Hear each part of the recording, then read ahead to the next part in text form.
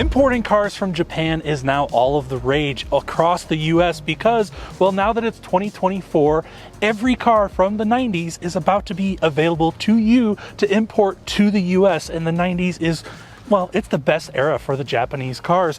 And the most affordable way that you can import a car is by getting a K car. But there's a big problem with the K cars is they're really not built for American roads. They're kind of small and they're kind of slow at getting up to speeds. But there's a few of them out there, including this one, that are a really good option for you. And Larry has brought this cool K van out here. It's good to meet you, Larry. I've never actually gotten to interact with you before with some of your cool cars. I know you import a lot of cars from Japan. Not a lot, and it's a hobby. It's not a business. Okay, well, a lot to me, because I've never done it before. So I'm green at this, and I'm hoping that you can kind of show me around this car and tell me what makes this one the most usable version on American roads. Okay, well, so we had one before. It was a red one, and that was a carbureted one, and that one was quite a bit slower than this one. This one's actually a four-wheel drive turbo van, which I've been trying to get for months, years actually. Yeah. And this one has 63 horsepower and I'm guessing 83 pound-feet of torque. On the way here, I got up to almost 80. And this one actually has electric locks. So if I shut this, everything shuts. Fancy. So fancy. So you put this down first. The cool thing is the seats are back as far as they can go. And then, where's the button here? It's right, I can't remember. They moved it on the vans. Oh, here it is, right here on the side. You have one there. If you go like that, it goes completely holy flat. cow, look at that. So it used to be here. You can even see where it was, but they moved it over to here. Well, and so where does the engine live? The engine lives in the back. So it's Okay. actually a mid-engine car. It's actually, the engine sits right forward of the wheels. Wow. So Do they make it pretty easy to get to if you need to do any work to it? yes, or somewhat easy. Here, I'll show you. Let's take a look. So I'll pull on here. So this goes down. That's the beauty of this, is that since the seats are fully back, even with the headrest, this goes right in. So you pop this up. So the battery is here. Okay, that's fairly easy to get Yeah, and then there's like fuel pump and some other things to get to here. And then the engine's right here. And I did not bring. Well, that's okay. Well, you get a the 12 gist of it. millimeter. I mean, that you can access it here, and I'm sure you have some access from the underside. Oh as yeah. well. Oh, you have some more access because you don't have to. If you want to change the oil, you never have to open that. You know, I'm sorry, I have to do it. Is this big enough? Absolutely. If I threw a mattress in here, could I go camping? It's really common in the. yeah, absolutely. look at Here, that. I'm going to shut the door. Get your head all the way back. Yeah. So let's see. I got my feet here.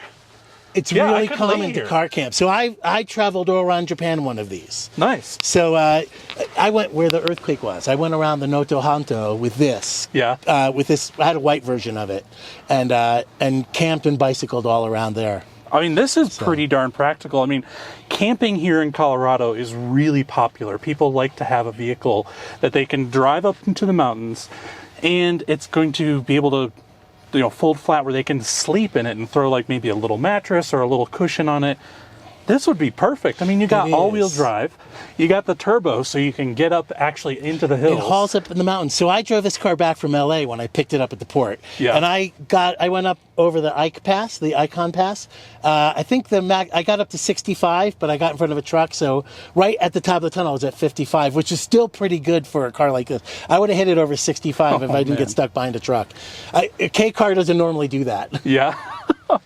Well, this is pretty cool. These are actually a little bit more spacious and a little more practical than I thought, because I had always just kind of discounted these as a bigger guy. I'm like, I won't fit in one of those. I won't be able to drive it. It's going to be slow. But you're kind of changing my mind a little bit. And maybe, I don't know, maybe you got to drive it. Yeah. That's where the fun kicks in. That's where with the little turbo. We've got Case behind the camera, and so I think we should include him in this.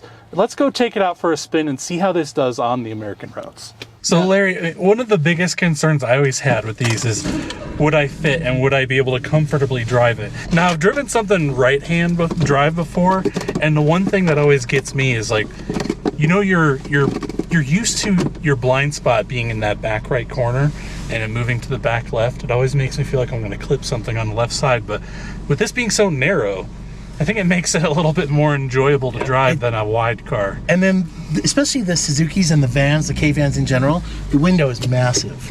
So it's really easy to turn this way and this way. I'm comfortable, really comfortable with right-hand drive cars in the U.S. It's just, I feel like I can actually see a lot better. Yeah.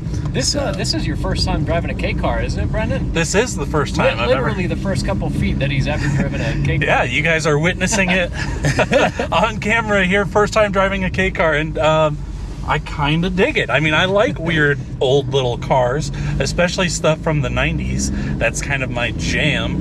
And that turbo? Yeah, that turbo makes this thing a little bit peppy. It's not slow by any means. I mean, it's a little slow, but... Well, yeah, if you're expecting a Corvette, you're going to be sorely disappointed. It is 660 cc's. Exactly. It's what, a 3-cylinder? 3-cylinder. Yeah, 3-cylinder turbo.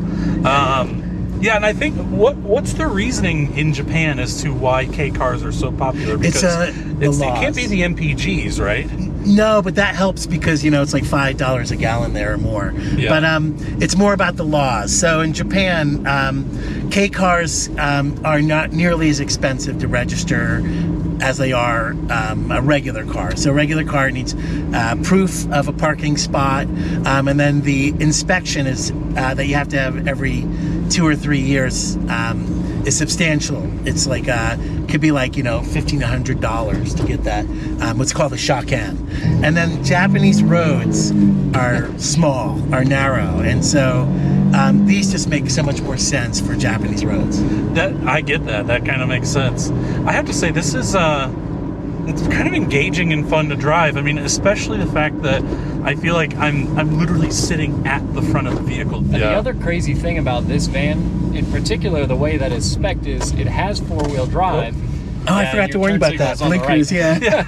I just turned on the wipers. It's got a 4-wheel drive button on the shifter, and you also have a locker for the rear, right, Larry? Yeah. So these come, I think they came stock with a locker for the rear and when you hit the 4-wheel drive button. So and it's a real true 4-wheel drive system. Yeah. So, wow. As opposed to an all-wheel drive system. So it works really well.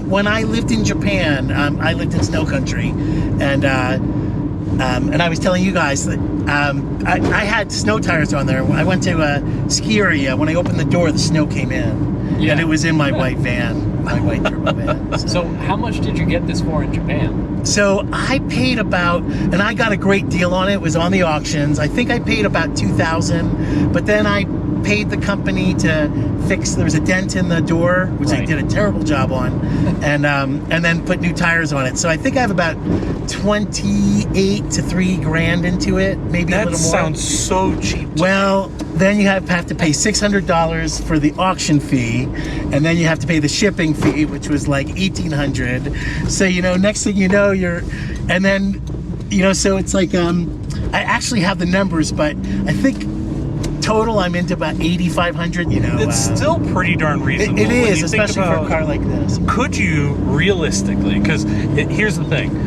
I have this mental block in my head of paying more than $5,000 for a car in general, because I have like 10 of them, right? Yes. And so if I start spending more than $5,000 on a car, I'm gonna go broke really fast. So can you realistically import a K car? I mean, granted, it's gonna be kind of a basic slow K car, but can you realistically I have one for you. Buy one and import it for $5,000? So yes, you can, absolutely. You can do it for about $4,000.